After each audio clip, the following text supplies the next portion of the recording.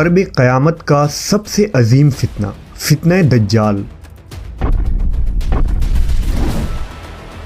وہ جب ظاہر ہوگا تو ایک خاص قسم کی سواری پر سوار ہو کر نکلے گا۔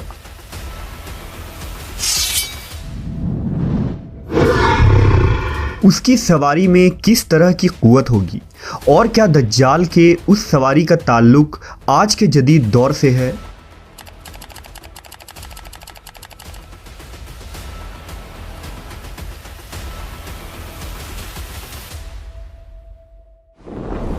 دجال امت مسلمہ کے لیے سب سے عظیم فتنہ قرار دیا گیا ہے۔ حضرت آدم علیہ السلام کی تخلیق سے لے کر قیامت قائم ہونے تک کوئی بھی فتنہ دجال کے فتنے سے بڑھ کر نہیں ہے۔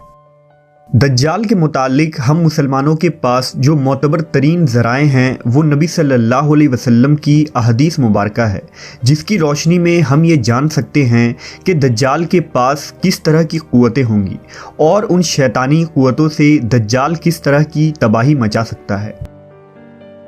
لہذا احادیث کی کتابوں میں حضرت ابن عباس، حضرت عبداللہ ابن مسعود اور ابن عمر رضی اللہ تعالیٰ عنہ سے دجال کی مخصوص سواری کے متعلق احادیث روایت کی گئی ہیں، جن کا مجموعہ یہ ہے کہ دجال اس وقت نمودار ہوگا جب لوگوں کی ایمانی حالت بہت کمزور ہو چکی ہوگی۔ دجال دنیا میں 40 دن گھومے گا۔ ان 40 دنوں میں ایک دن ایک سال کے برابر ہوگا اور ایک دن ایک مہینے کے برابر، جبکہ ایک دن ایک ہفتے کے برابر اور بقیہ ایام معمول کے مطابق ہوگا۔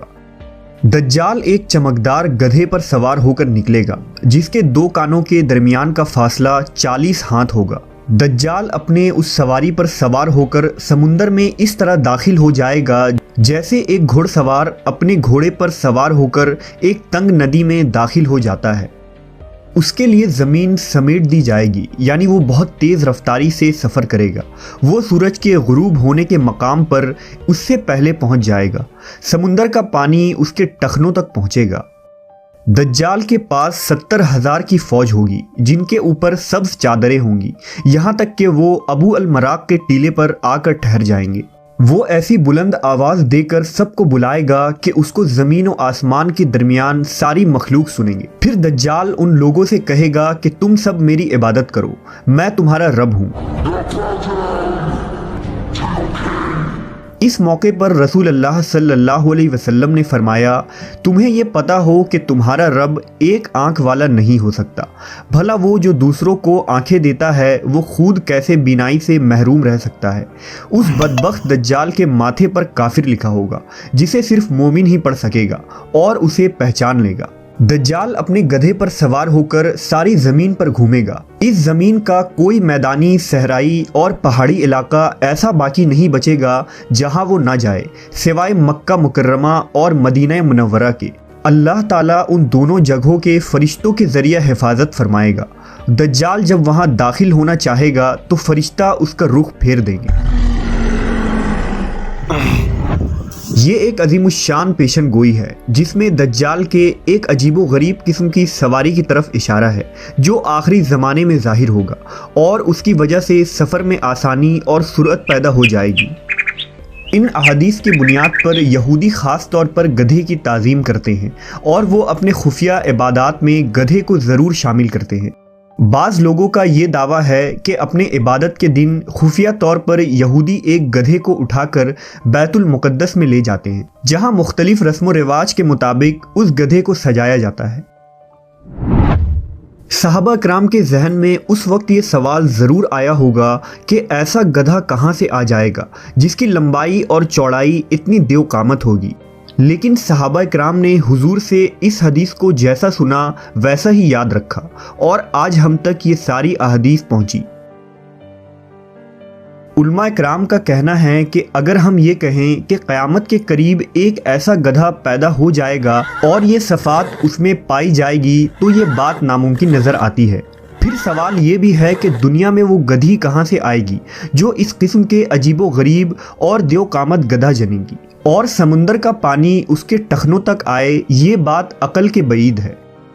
کچھ محققین کے رائے کے مطابق دجال کی سواری کے لیے حدیث میں لفظ دابہ یا جانور کا لفظ استعمال کیا گیا ہے، اور وہ کسی بھی طرح کی سواری ہو سکتی ہے۔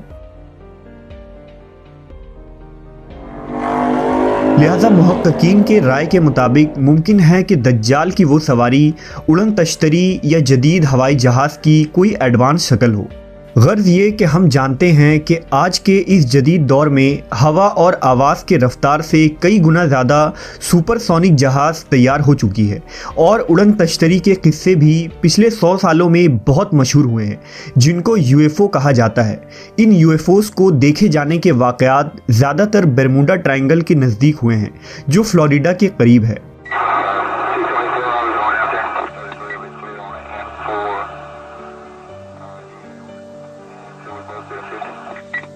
ممکن ہے کہ دجال کی یہ سواری ایک یو ایف او یعنی ایک خاص قسم کی اڑن تشتری ہو۔